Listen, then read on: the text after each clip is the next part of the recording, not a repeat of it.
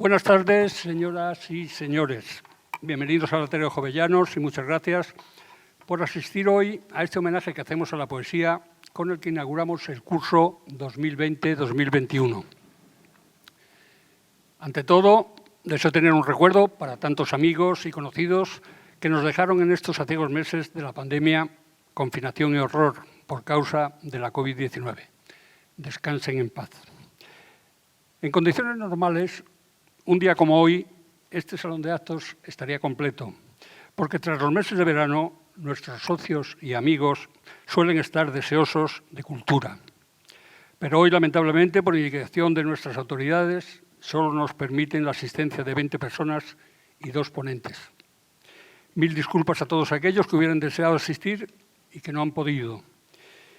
Y un saludo a todos los que en estos momentos nos estarán viendo en directo en todo el mundo, esto queda muy bien, a través de la página web del Comercio, periódico diario, a quien agradecemos su generoso apoyo en todas nuestras actividades, la de hoy junto con el Aula de Cultura. Esta grabación quedará colgada en su sistema informático, al que podrán acceder a través del enlace que les facilitaremos o en nuestro canal de YouTube, que también lo colgaremos. Para los que somos del plan antiguo, todo esto nos supone una complicación, pero no duden en plantearnos sus dudas, procuraremos resolvérselas. Piensen que nos hemos visto obligados a transitar por estas veredas digitales, para mucho casi desconocidas, y hasta que nos acostumbremos nos supondrá un esfuerzo. Pero si los jóvenes las dominan, nosotros, con más experiencia y sabiduría, también podremos hacerlo. Algunos con el asesoramiento de los nietos. Qué bochorno. Lamento que al estar todos ustedes tan separados, mínimo 1,5 metros lineales, no puedan criticarnos ni hacer comentarios sobre la marcha, en directo. Así que tendrán que guardárselos hasta después de la fiesta.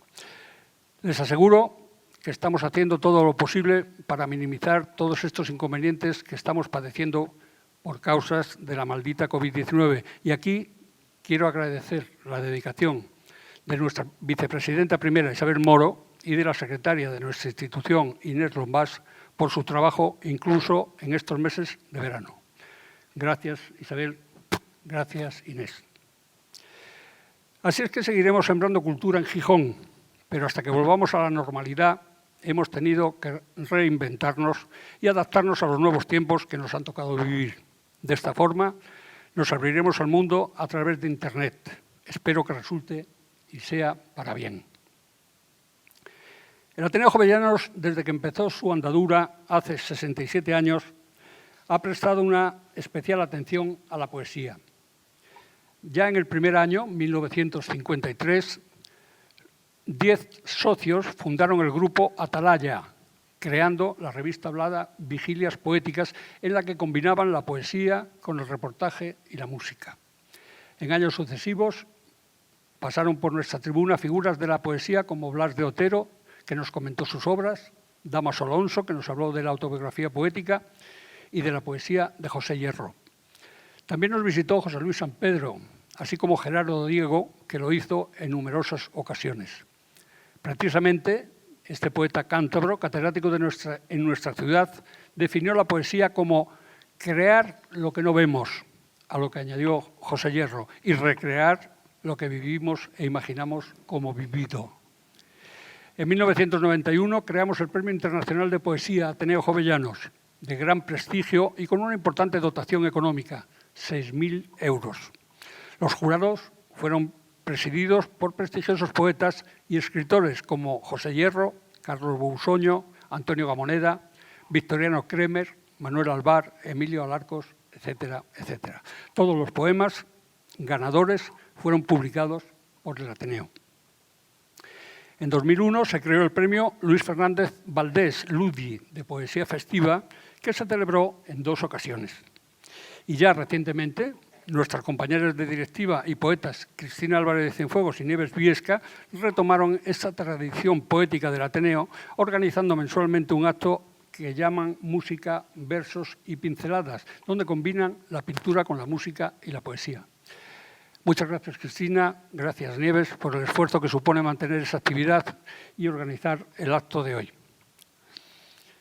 El programa de hoy lo habíamos pensado encuadrar en los actos del Día Mundial de la Poesía, previsto para el pasado mes de marzo y que nos vimos obligados a aplazar, así como adherirnos a la iniciativa del director emérito de la Fundación Princesa de Asturias, Graciano García, en que se reconozca a Asturias como capital mundial de la poesía, tarea que ha emprendido con el entusiasmo que le caracteriza y que seguro con el apoyo de todos lo conseguirá. Desde aquí, nuestro ánimo, y disculpamos hoy su ausencia porque sé que le hubiera gustado acompañarnos, pero nos deja el prólogo y un puñado de versos en el cuadernillo de poemas que hemos editado con el patrocinio de Balbuena, Joyería y Óptica de Avilés. Muchas gracias, Fernando. Y que han encontrado ustedes en sus asientos junto con una mascarilla, gentileza de la Universidad de Oviedo. Así es que vamos a hablar y disfrutar de la poesía, de la que dijo el filósofo Alan Watts que es el lenguaje por excelencia, el arte de decir lo que no puede decirse. Y qué mejor para hablarnos de poesía que nuestro invitado de hoy, don Alejandro Céspedes, gijonés, licenciado en Filosofía y Ciencias de la Educación por nuestra universidad y que ha desarrollado su trayectoria profesional en el campo de la gestión cultural en diferentes organismos. Como director-productor ha puesto en escena numerosos títulos de óperas y zarzuelas y ha escrito letras de canciones para intérpretes como Luz Casal. Colaborador en diarios y prestigiosas revistas literarias, así como en emisoras de radio. Ha obtenido numerosos premios literarios y no sigo porque se nos haría tarde y nos cierran el local. Resumo diciendo que don Alejandro es un creador incesante de proyectos y, sobre todo, poeta. Se ha escrito de su poesía, que resulta siempre distinto en cada poemario y siempre con la misma capacidad de maravillar e implicar al lector. Muchas gracias, don Alejandro, por acompañarnos hoy aquí en su pueblo para hablarnos de Una imagen vale más que 1000 palabras. Con él les dejo. Cuando quieras, te escuchamos.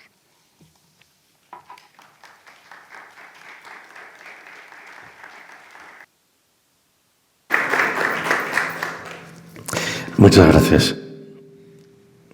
¿Un poco más bajo? Bien, vamos allá. Gracias al Ateneo. Le comentaba antes de subirme aquí que parece mentira que en los 62 años que tengo es la primera vez que el Ateneo Jovellanos, el Ateneo y prácticamente cualquier institución de esta región me invita a hacer algo. Estoy muy honrado, estoy muy agradecido y además me han llenado de regalos. La conferencia estaba anunciada con el título Una imagen vale más que 1000 palabras e iba a versar sobre el desenvolvimiento histórico que ha tenido la poesía desde las vanguardias hasta la poesía visual y la videopoesía, de ahí el título. Pero cuando la terminé, medía hora y media. Y como estaba ilustrada con imágenes y con videopoemas, no había forma de reducirla sin que pareciese que me había tomado un tripi. Me puse a escribir otra que al final duró 1 hora.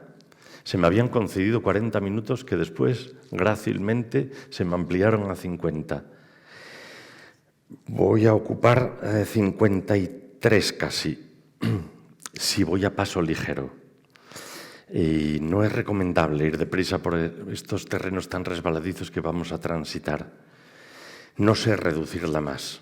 Entonces, cuando miren el reloj y vean que están aburridos, pues tranquilamente se pueden ir, que a mí no me va a parecer mal. Es más, si tenemos que dejarlo, pues lo dejamos y tampoco pasa nada. Como he tenido que cortar mucho, es posible que se me haya ido la mano con la poda en algún sitio y haya cortado más tronco que ramas, así que no tengo derecho a compasión ninguna. Antes de comenzar, tengo que ponerles sobre aviso. No hagan caso de nada de lo que vaya a decir. Mis argumentos son completamente excéntricos y van en contra de la mayoría de poetas y teóricos. Y empiezo. Vivimos en un mundo vaporoso.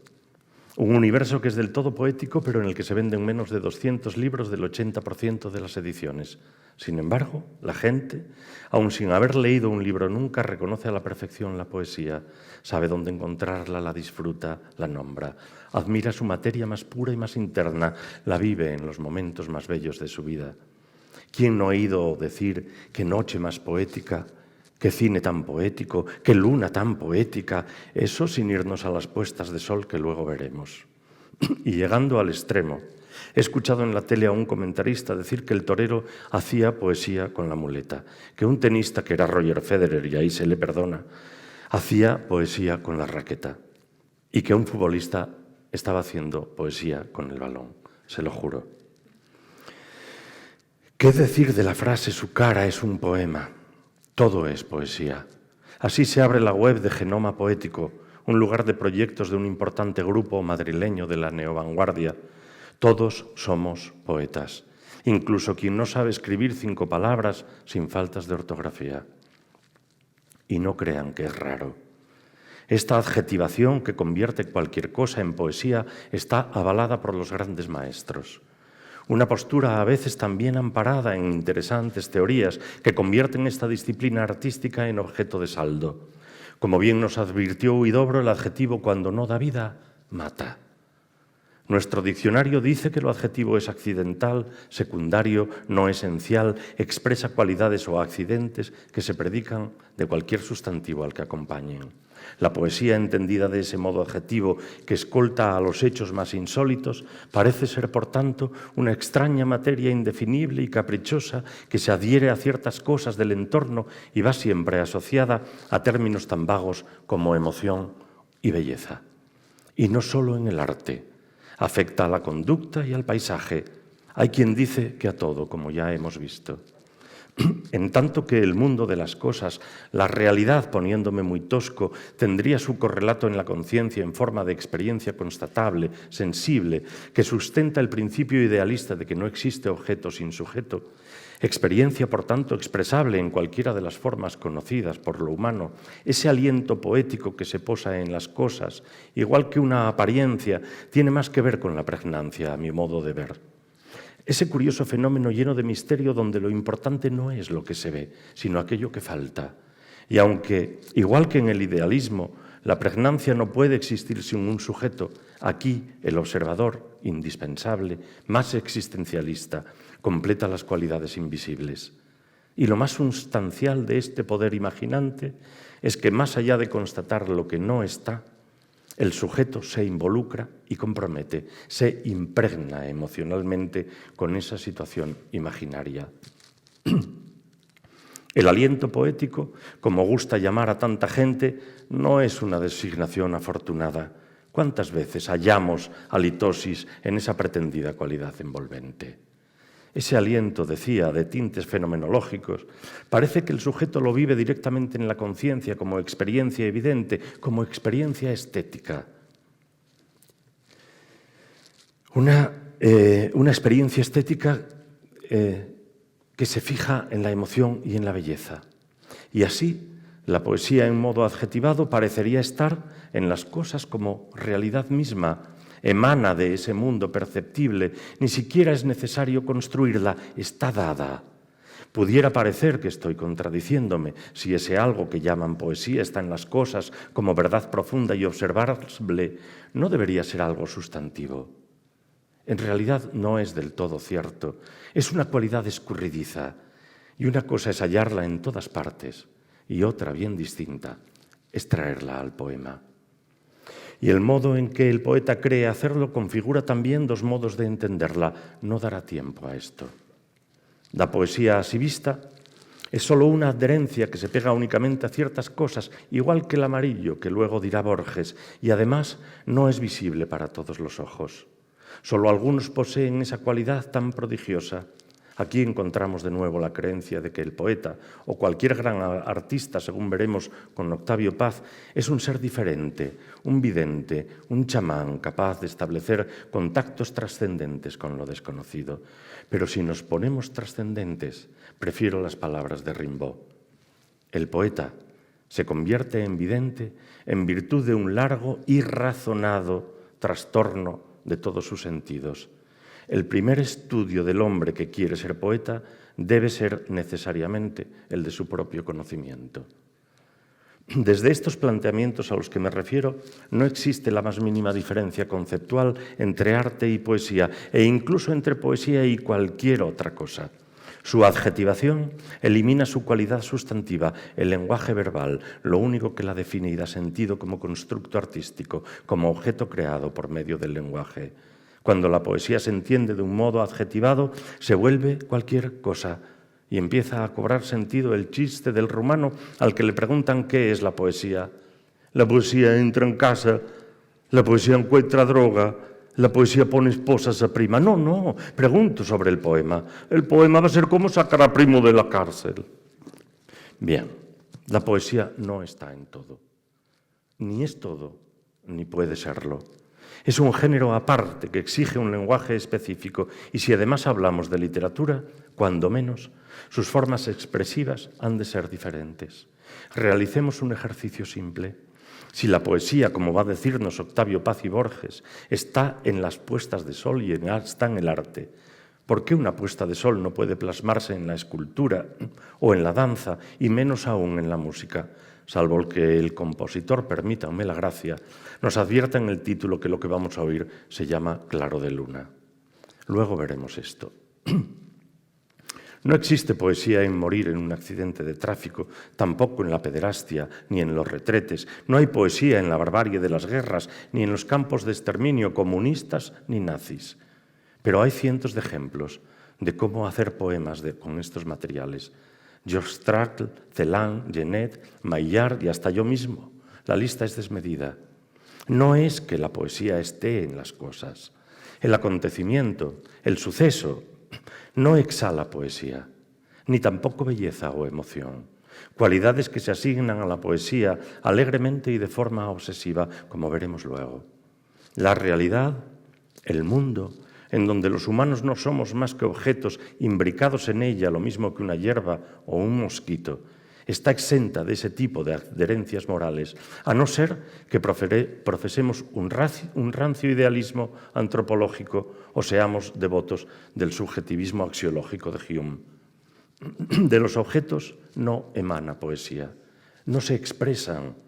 Adjudicar a las cosas emoción o belleza es una reacción sentimental. En eso estoy de acuerdo con el subjetivismo. En esa reacción sentimental sobre el mundo y sus cosas, esa mirada diferente sobre las realidades que luego se procesa y se expresa con una cierta técnica en el empleo del lenguaje humano, es lo que convierte eso en poesía. Pero eso no está fuera. Como constructo intelectual que es, la poesía es un producto de la atención humana. Atención como asunto psicológico que se expresa por medio del lenguaje. Solo con el poema se hace poesía. Más tarde lo veremos con Blanchot. Soy consciente de que caigo en lo mismo que critico. Hablo de realidad, de mundo, de las cosas, de emoción, de belleza, sin acotar el campo semántico y teórico donde habré de moverme. Más trampas que nos tienden las palabras. No hay tiempo para esto. Casi todo se pone en contra de mi tesis, no solo el diccionario cuando dice en su sexta acepción idealismo, lirismo, cualidad que suscita un sentimiento hondo de belleza, manifiesta o no por medio del lenguaje. Becker, en otra de sus desafortunadas rimas, termina así la primera estrofa. Podrá no haber poetas, pero siempre habrá poesía. En esa torrentera de malísimos tópicos que es su cuarta rima, lleva al extremo de la vulgaridad la adjetivación de la poesía. La iguala con una puesta de sol. Lo del sol resulta muy socorrido. Con un perfume, con la primavera, con el misterio, con el beso y, cómo no, tratándose de Becker, con una mujer hermosa. En la advertencia a la primera edición de 1955 de ese ensayo fundacional que es El arco y la lira, Octavio Paz se hacía esta pregunta: ¿será posible una comunión universal en la poesía? Luego responderé. Más adelante escribe: hay poesía sin poemas. Paisajes, personas y hechos suelen ser poéticos. Son poesía sin poemas. Cuando la poesía se da como una condensación del azar o es una cristalización de poderes y circunstancias ajenos a la voluntad creadora del poeta, nos enfrentamos a lo poético. Estupefacto.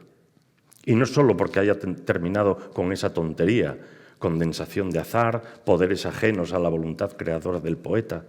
Es lo malo que tiene lo de ponerse lírico.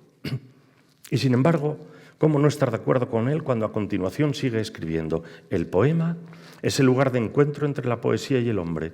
Poema es un organismo verbal que contiene, suscita o emita poesía. Forma y sustancia son lo mismo. El poema es creación, poesía erguida. Pero al rato vuelve a echarlo todo a pique.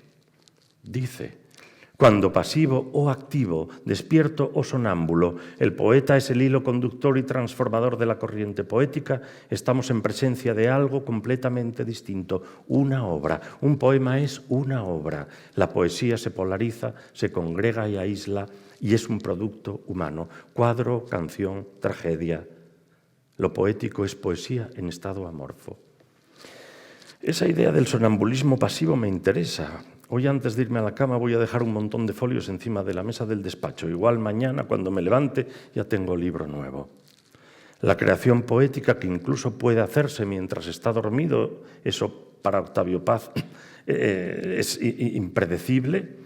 Parece que el poema penetra en el autor como un calambre, después de haber metido los dedos en un enchufe. Un hilo conductor acaba de decirnos: según este modelo de revelación, la poesía se le parece al poeta lo mismo que la Virgen a Pitita Ridruejo.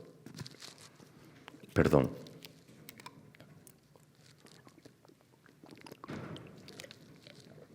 Una puesta de sol, el atropello de un niño, el beso aquel de Becker, son únicamente hechos, acontecimientos, sucesos.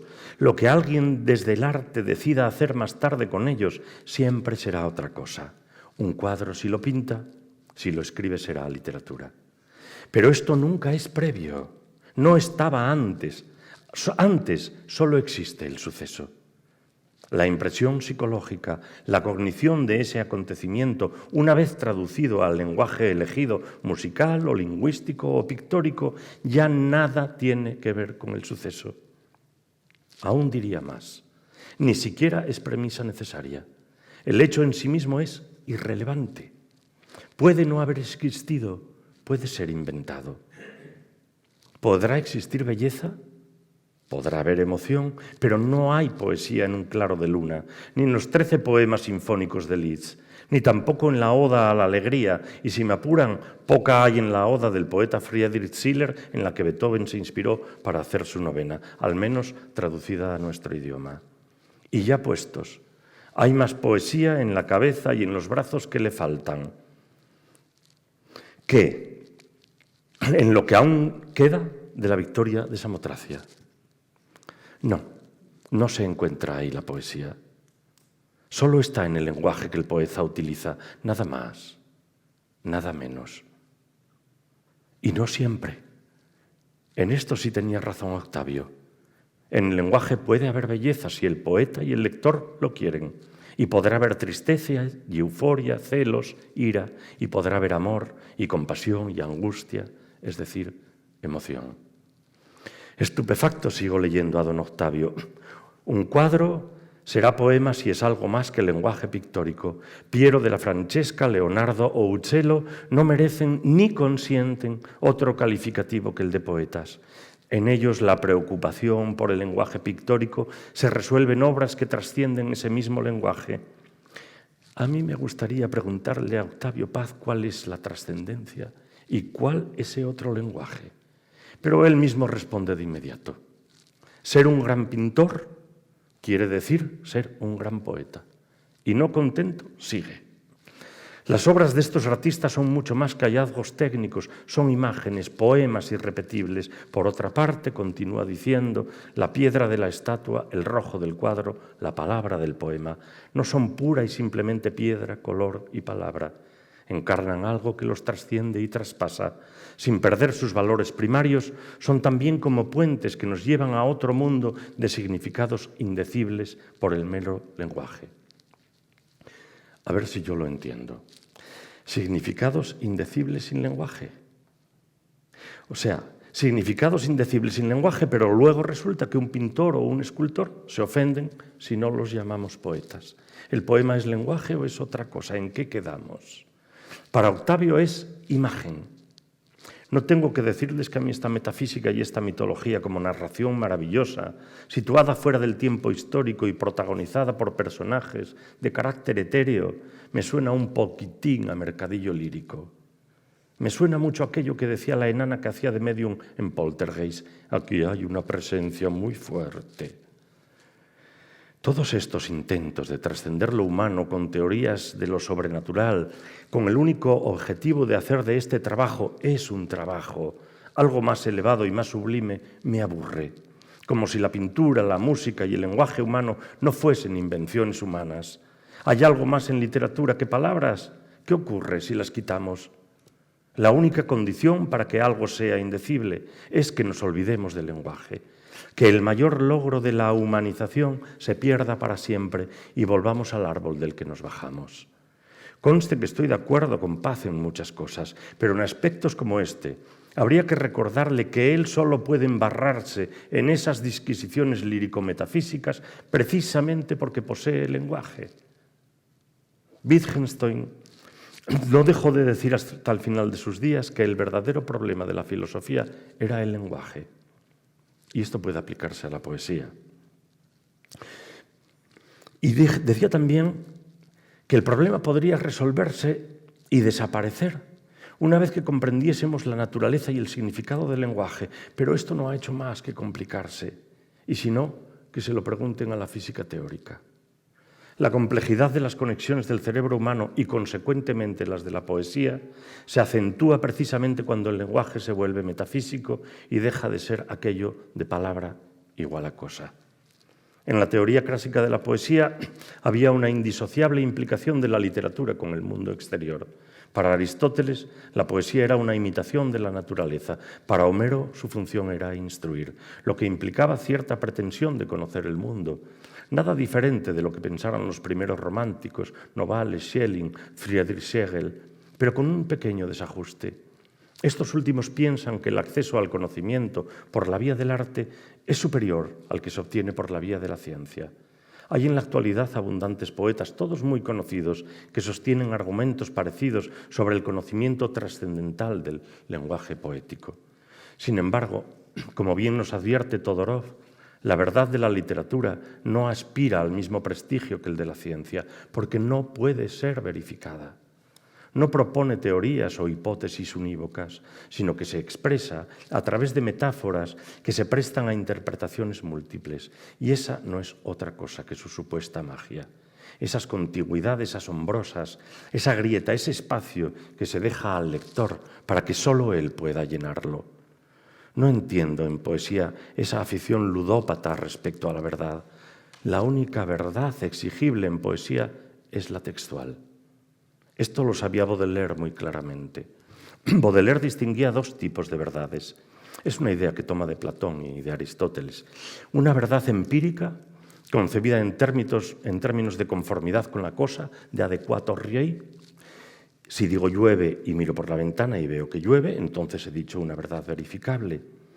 Y una verdad propia de la poesía, que se sabe por revelación. Baudelaire, por ejemplo, compara al poeta con un albatros. Es imposible verificar esto, pero el poeta pretende que sepamos que en esa comparación hay cierta verdad, o al menos otra forma de decirla. Una verdad que es difícil, mejor dicho, imposible definir, pero que existe y debemos sentirla bajo la forma de una sensación. La llamará vagamente analogía universal. Una idea tomada de Leibniz, que entendía la analogía universal como aquella que se adecúa a la analogía universal, me he perdido. A la armonía universal, por Dios. Y sigue Baudelaire. Sigue Baudelaire con esta gran adquisición del simbolismo. La imaginación es la más científica de las facultades, porque solo ella comprende la analogía universal. De este modo, la verdad poética no buscaría copiar la realidad. Así, En lugar de decir que el poeta es un animal racional que trata de deshacerse de la angustia que ciertas inquietudes mentales le provocan escribiendo oraciones sin un sentido estrictamente racional, buscaría que se interprete en un idioma más simple y luminoso. Sic. Dice que es un albatros. Cuando Baudelaire dice que el poeta es un albatros, quiere que lo entendamos como un ave con las alas tan grandes que cuando baja a la tierra no consigue volver a alzar el vuelo y queda preso de la burla de los hombres vulgares. Así pues, la ciencia copia y la poesía interpreta. Sin tanta vestimenta, a lo que se refiere Baudelaire es técnica y aristotélicamente una metáfora. Aristóteles define la metáfora en su poética como la transferencia del nombre de una cosa a otra. Y es justamente en esa transferencia donde la palabra pierde y gana. Pierde en exactitud y gana en su capacidad evocativa. Crea por asociación de ideas algo nuevo en la imaginación que no estaba en ninguna de las cosas que nombra, como sabían muy bien los simbolistas. Ahí vive su misterio.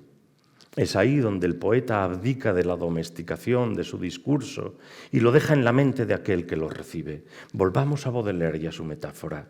Dice que la verdad poética intenta interpretar la realidad en un idioma simple y luminoso. Pero el francés olvida que cuando el poeta abre con su metáfora una puerta, deja de estar en su mano disponer lo que hay dentro de la sala. Ya lo advirtió Charles Simic, los poetas pueden no comprender del todo sus propias imágenes. Y yo añadiría más, puede que los poetas no estén intentando que se comprendan del todo sus imágenes. Como veremos más adelante con Blanchot, las palabras, al tener iniciativa propia, no sirven para designar algo ni para expresar a nadie. Tienen su fin en sí mismas. No es el poeta quien habla, sino que el lenguaje se habla. Les pongo un ejemplo cierto. La primera vez que leí eso de que el poeta es un albatros, surgió inmediatamente en mi cerebro la imagen de un ave que se lanza en picado sobre el agua y en el instante mismo de traspasar la superficie, cierra los ojos. El poeta, con los ojos cerrados, lanzándose a lo desconocido, en busca del sustento que se halla en las palabras. El poeta a la caza, el poeta en su nube, pasa de un medio aéreo a otro, borroso y turbio. Yo no sé si el albatros cierra en verdad los ojos al entrar en el agua, pero sé que lo hace el martín pescador. Realizo un traspaso de información dentro de la metáfora, construyo mi metáfora.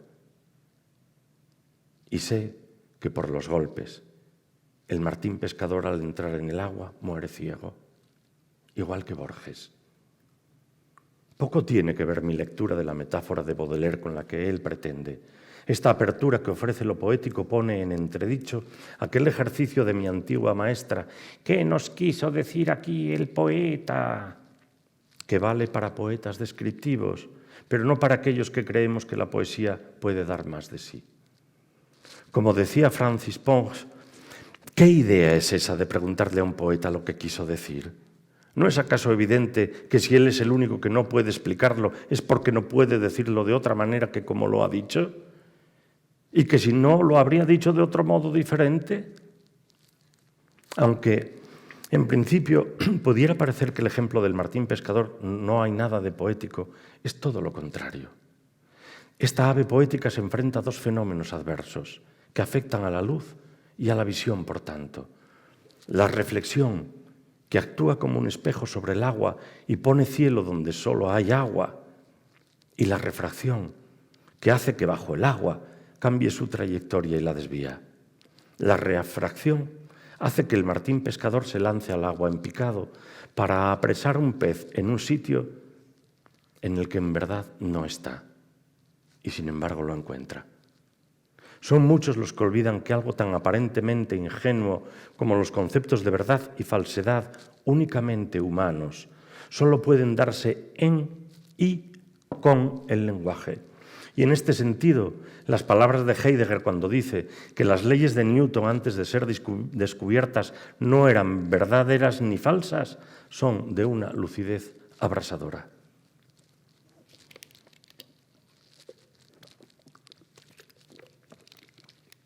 La poesía, en ese torrente de aleatoriedad combinatoria desde el que se produce, es una forma de desconexión con los referentes del lenguaje. Abre puertas que rara vez llevan al mismo territorio en cada lector oyente. La extraordinaria dificultad a la que todo poeta se enfrenta cuando intenta descender del nivel del pensamiento al del lenguaje, se la traspasa también a los lectores. Leí hace mucho tiempo una entrevista al poeta Paco León en la que decía que para escribir poemas se cuenta con la gracia de 5 o 6 obsesiones y el inconveniente de miles y miles de palabras. 93.000 en la última edición del diccionario de 2014. Gran verdad, pues en cada grupo de palabras combinadas, el poeta ha de mover una y otra vez la totalidad de sus leyes, la entera maquinaria de su gramática, la suma de sus dudas e intuiciones, el conjunto completo de sus experiencias, el legado aprendido de la tradición, el cúmulo de sus desaprobaciones, el cálculo inabarcable de posibilidades desechadas, sus recuerdos, esfuerzo impropio de humanos. Permítanme esta lírica licencia.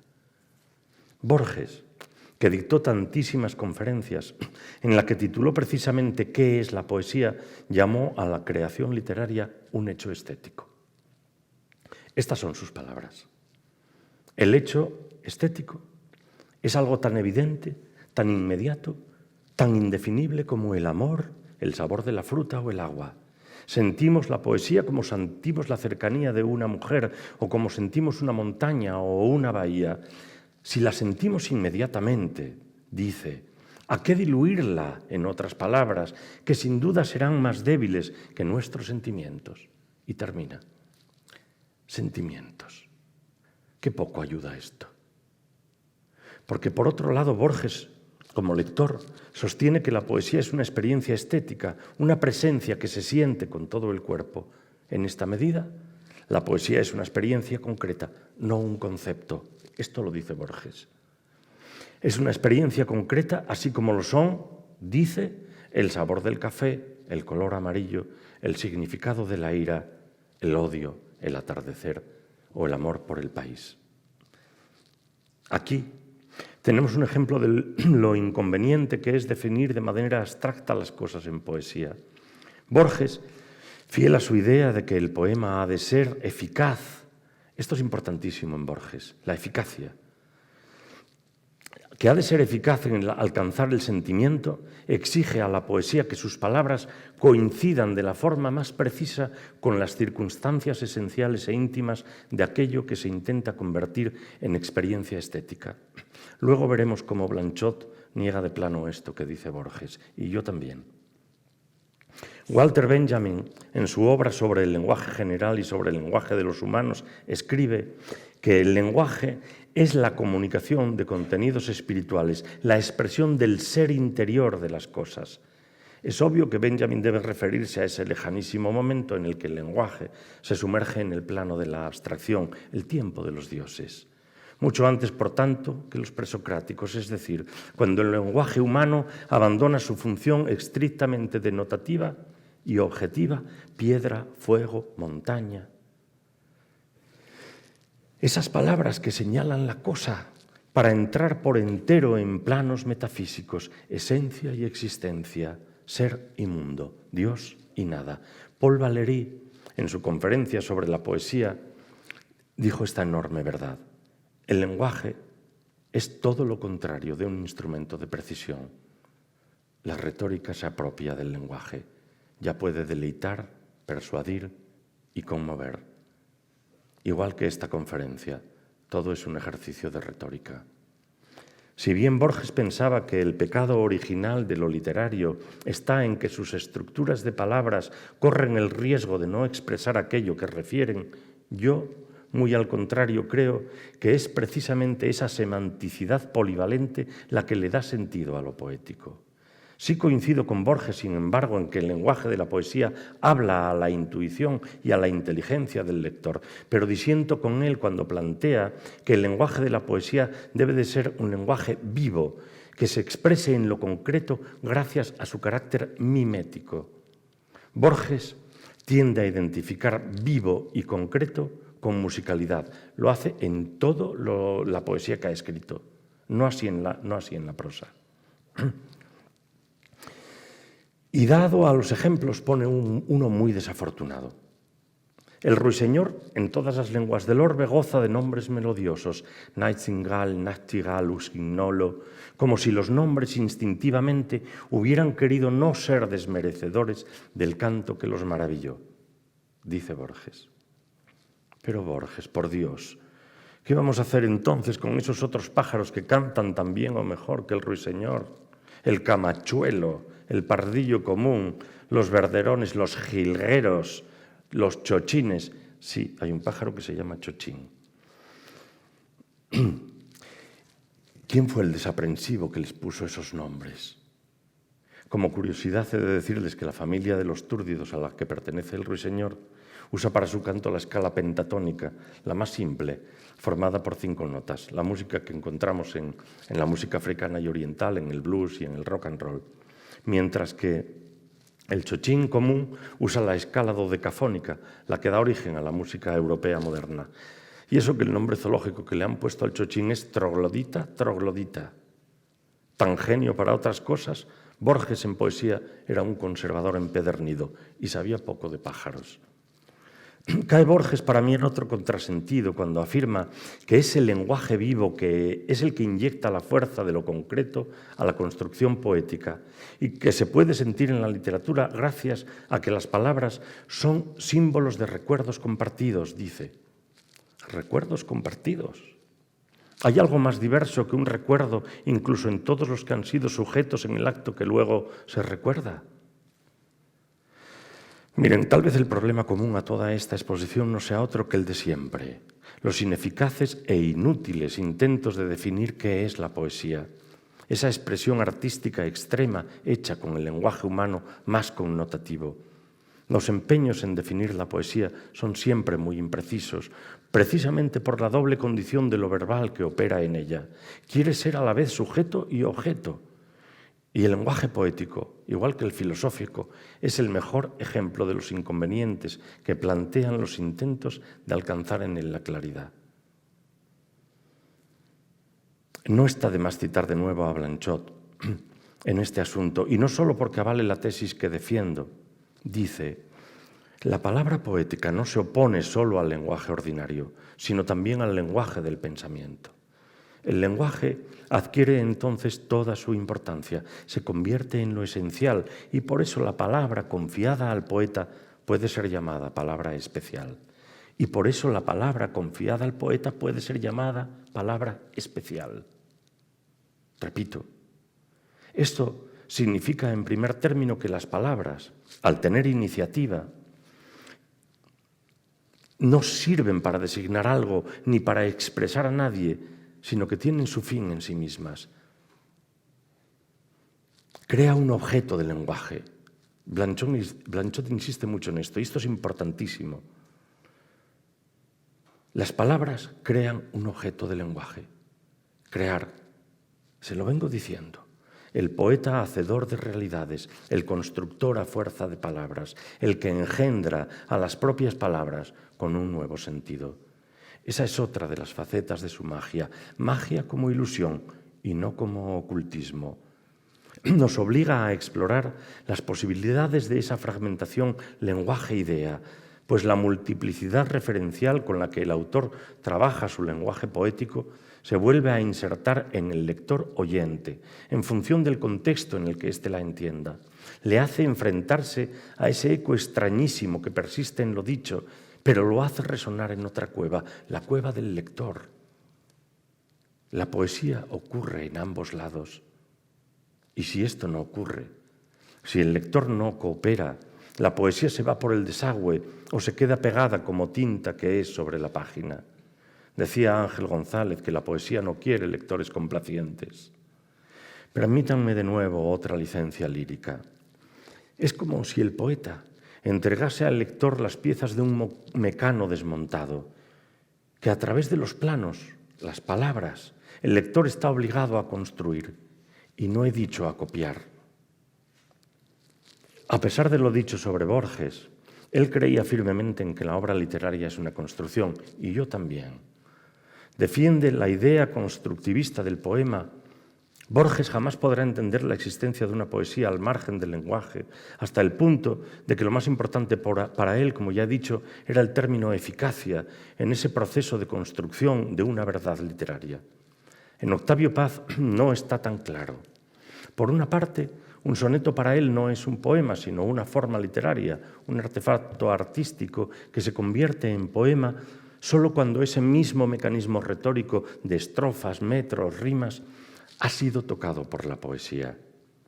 Pero por otro lado, este estar tocado por la poesía se parece mucho a la idea de una varita mágica que le llega al poeta sin saber bien de dónde, como si el poeta no necesitase ningún conocimiento, como si la musa supiese hacerlo sola, y por revelación insuflase el poema en el poeta, como las lenguas de fuego hicieron en los apóstoles, que aquellos hombres incultos pudiesen de repente hablar en varias lenguas.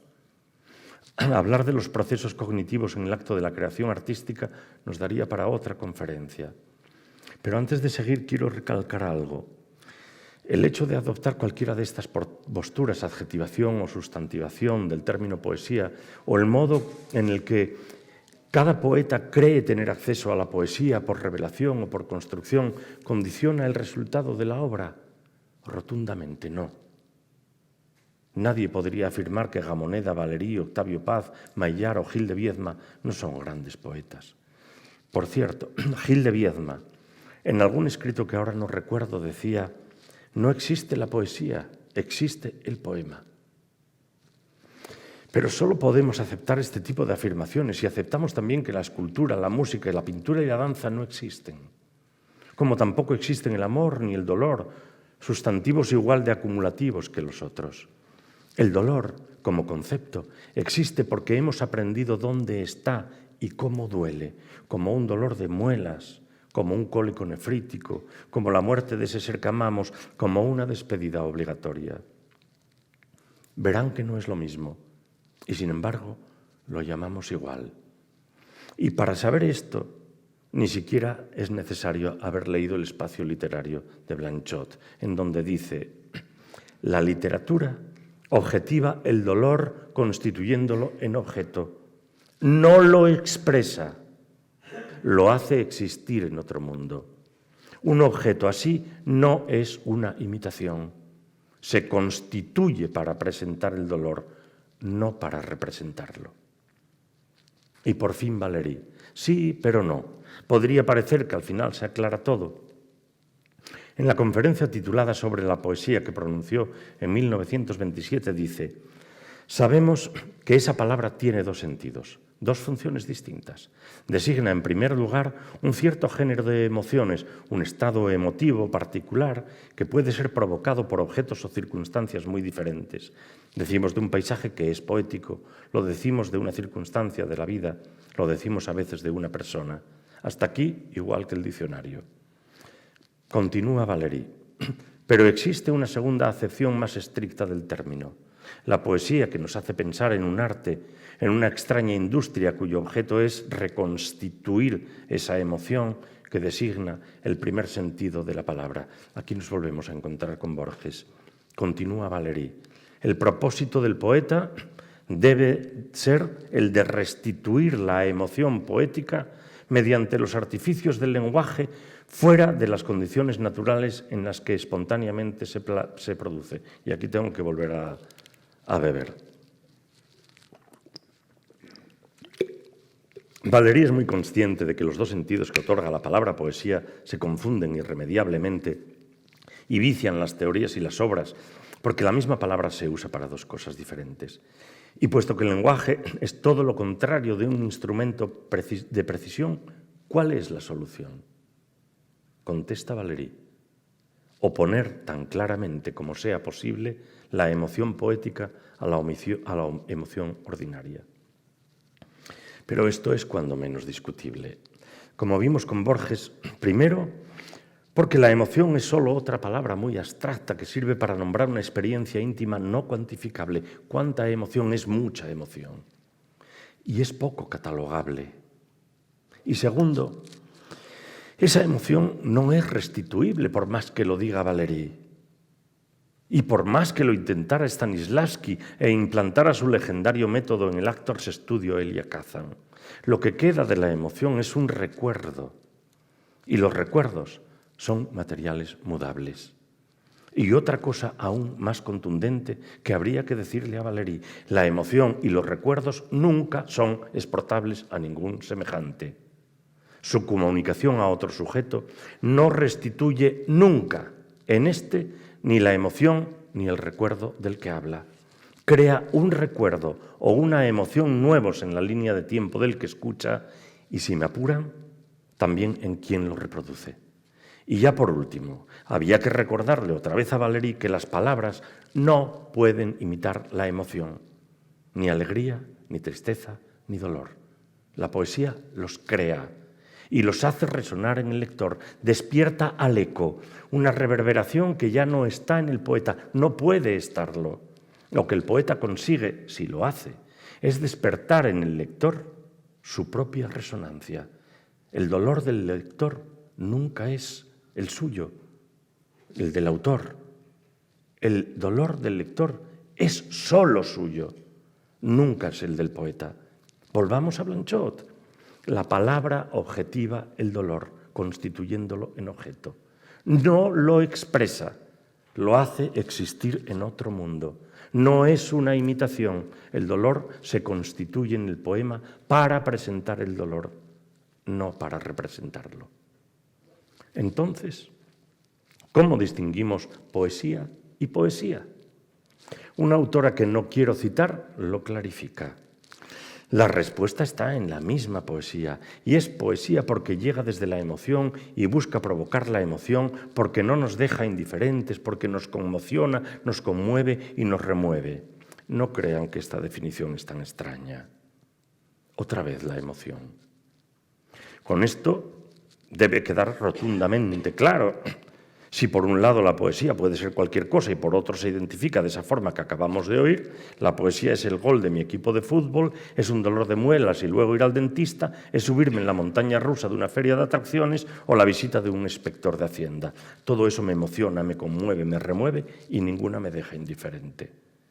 Y a no ser que decidamos prescindir de ese primer sentido que Valéry, el diccionario y tantos otros dan a la palabra poesía, tendremos que aceptar que hay poesía en el tenis, en un cuadro y en las croquetas de la tía Mari.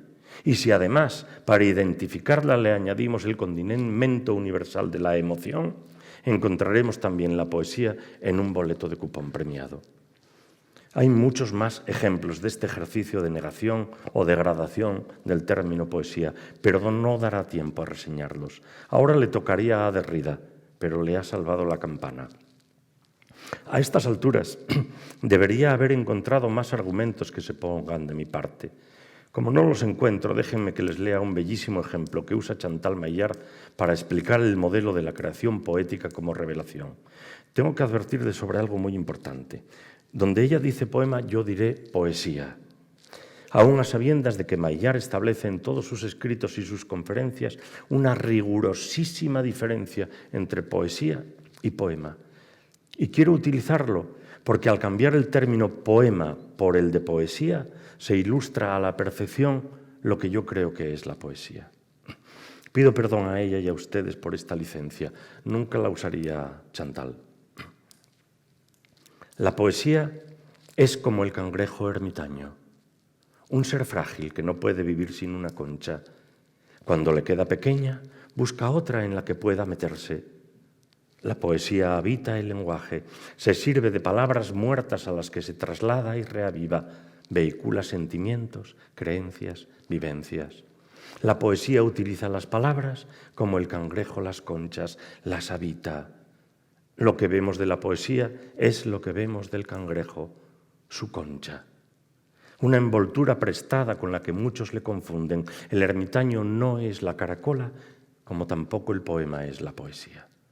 A lo largo del tiempo, el ermitaño va cambiando de concha. Cuando ésta se le queda pequeña o se le deteriora, busca otra.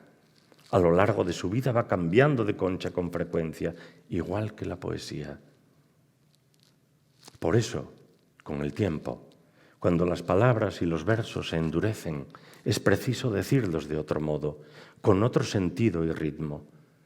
Así es como la poesía atraviesa la historia. Aquí Chantal coincide con Borges en reconocer que la connotación de las palabras en el lector cambia con el tiempo, y se da el caso de que se degraden los poemas, claro, y las palabras pierden su eficacia en términos borgianos y su belleza si creemos a Paz. El poema es la creación intelectual de un ser que posee el lenguaje, pero ese traslado de la idea al papel es complicado. La idea es en sí misma inexpresable, es material eléctrico inasible, lo mismo que los dioses, necesita materia para manifestarse. Entre la idea y el mundo se encuentra una forma lógica, mediadora entre ambos, que los relaciona y nos permite que el lenguaje hable acerca del mundo. El lenguaje es el vehículo más eficaz, dentro de su ineficacia, para hacer transportable el pensamiento. Hay otras formas de trasladar la idea, pero no caben en esta conferencia. Decía el primer Wittgenstein que donde acaba el sentido, acaba la capacidad para pensar. No se puede pensar lo que no tiene sentido o no está lingüísticamente conformado, dice. Y sin embargo, yo creo que la buena poesía siempre nos la encontramos al borde de ese sinsentido, o al menos de un sentido enajenado, como diría Rimbaud. Toda esta ironía con la que me he referido a algunos de los autores que he citado ha de entenderse, o quiero que se haga, como un modo de acercarse a la crítica sobre la inconsistencia del lenguaje que precisamente se pretende exacto en cuanto a la teoría literaria se refiere, pero se vuelve completamente delicuescente en el intento. No hay ni una sola cosa en el mundo sensible o inteligible, por ponernos platónicos, que resulte ajena a la mirada poética. Porque, en definitiva, en los humanos existe solo un mundo, el cognitivo.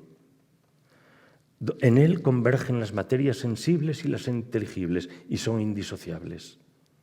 Se puede hacer poesía con lo más sórdido, obsceno, desnortado, con anuncios de la tele y accidentes de tráfico, con un documental sobre niños en Rusia, con conceptos matemáticos abstractos. No es que la poesía esté en todo como un ente impreciso, no está en las cosas, fuera.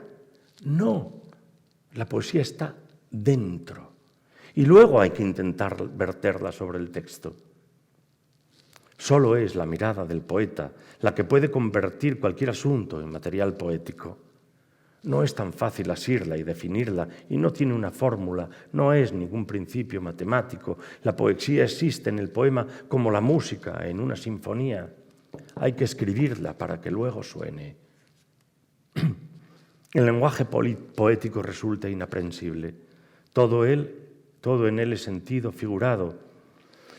Y a medida que embarcados en esa ambivalencia nos alejamos de la costa del sentido, esa bruma que media entre las cosas y las palabras que tratan de nombrarlas se hace densa y así las difumina. En esa nebladura que afecta a las palabras está la poesía. ¿Puede haber poesía sin palabras?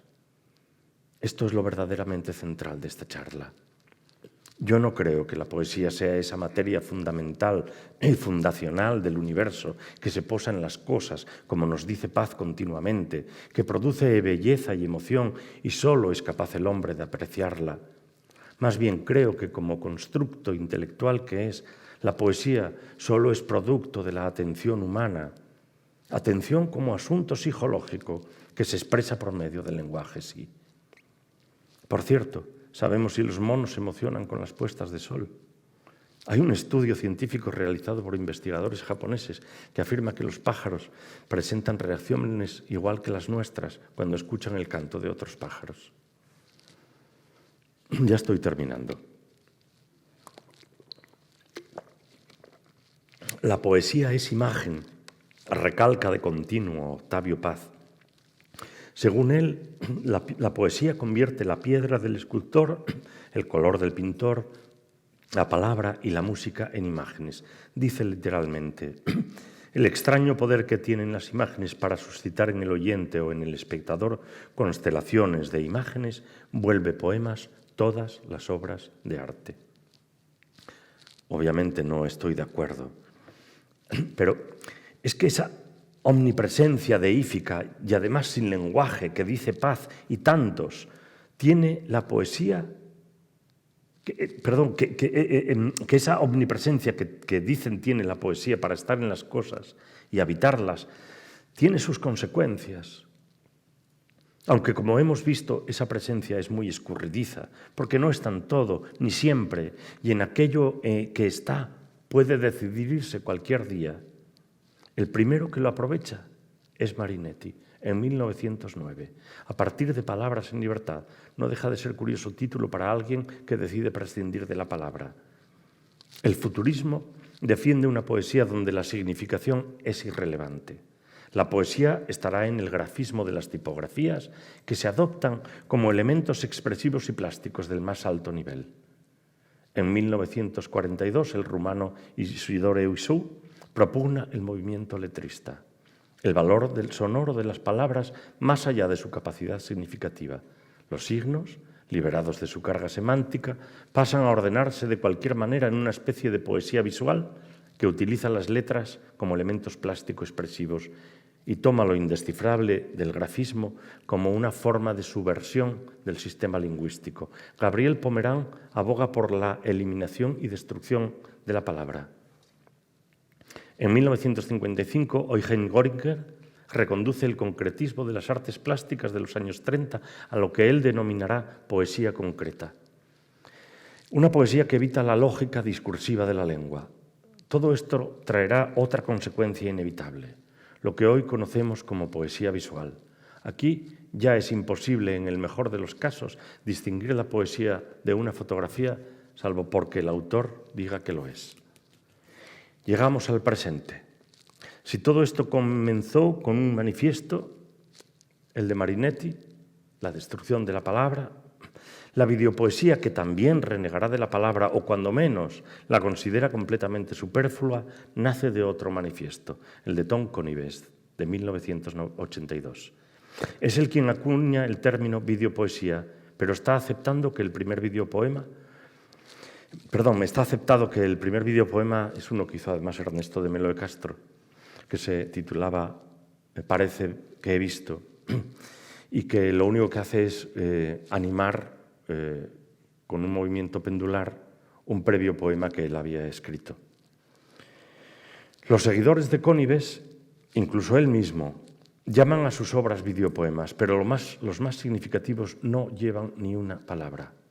Es común que esto ocurra, tan común como que algunos de ellos escriban luego toda una ontología del mensaje, toda una metafísica de la comunicación larga y abstrusa, para explicar aquello que como obra no tiene una palabra. Les advierto que ya estamos llamando poesía a unas botellas de champán vacías y un montón de confeti en medio de una sala de un museo. Hoy, a cualquier majadería se la llama acción poética. Un señor quitándose unas cuerdas, un señor colgando globos de un palo en mitad de un campo, una señora haciéndose cortes en los brazos, alguien que está dejando caer piedras al suelo. La mierda del artista hace 60 años que se vende enlatada. Todo lo que he dicho existe. Marinetti decía, nada de lo que fue merece ser conservado, hay que destruir todo. Y no saben las ganas que me entran de estar de acuerdo con él. Y en este mismo punto y este instante enlazaría esta conferencia con la que estaba anunciada. Una imagen vale más que 1000 palabras. Ahora habrán visto que el título es igualmente apto para ambas. Gracias.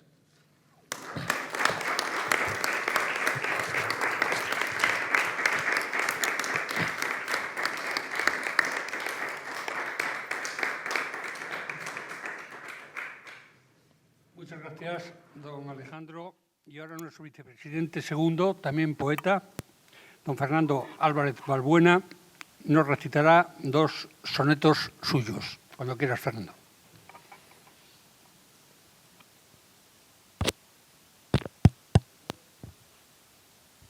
Primero y principal, ¿se oye bien?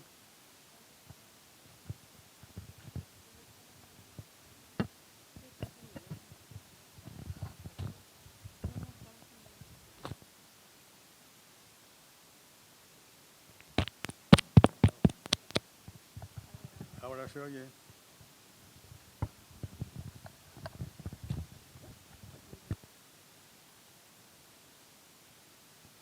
A ver. A ver. No, pues si no ha habido...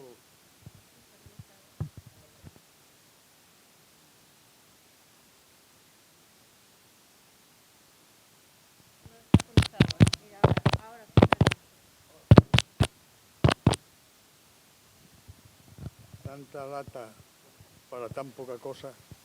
Lo primero, felicitar al poeta por su extraordinaria conferencia.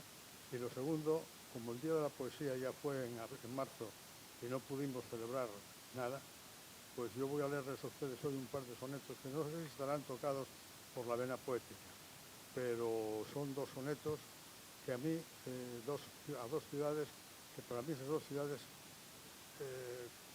cumplen con el efecto de remover la conciencia y sacar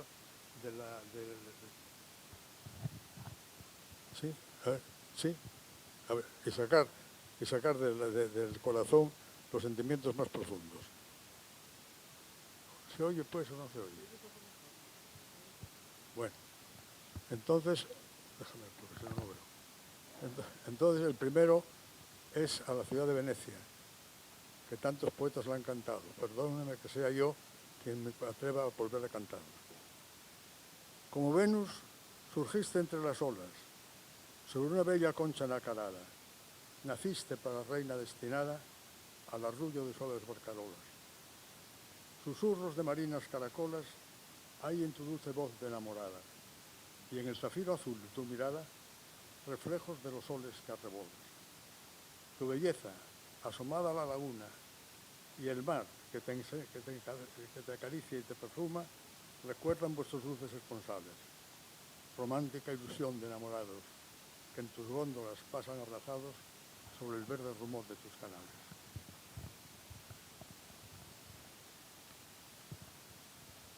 Y otra a la ciudad de Florencia. Ella nació radiante una mañana que rompían las aves con su trino. Ella nació de un hálito divino sobre un florido valle de Toscana. Y renació, aún más bella y más lozana, cuando el tiempo se hacía de oro fino. Y renació entre flores y entre vino, hija de Baco y Venus, pero humana.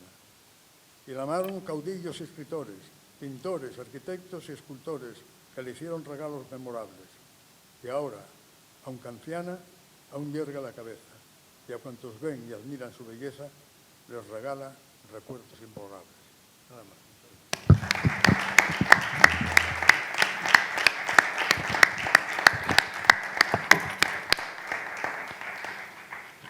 Muchas gracias a todos y con esto queda inaugurado el curso 2020-2021 que deseamos tenga menos contratiempos que el que dejamos atrás y que podamos alcanzar por fin la esperada normalidad. Mañana comenzaremos nuestra actividad ordinaria con la presentación del ciclo Recuperación de relevantes personajes asturianos olvidados, compuesto por 11 conferencias que serán coordinadas por el profesor y escritor don Luis Arias Argüelles Mérez. Mañana nos las presentará en este mismo espacio. Están ustedes invitados. No obstante, todo el ciclo lo grabaremos y lo podrán ver en nuestro canal de YouTube o, si lo desean, lo proyectaremos en nuestra sede si así lo solicitan. También entregaremos a nuestros socios un lápiz de memoria con las 11 conferencias. Nada más, gracias de nuevo a todos por su asistencia. Hasta cuando ustedes quieran, les deseo tengan un feliz resto del día.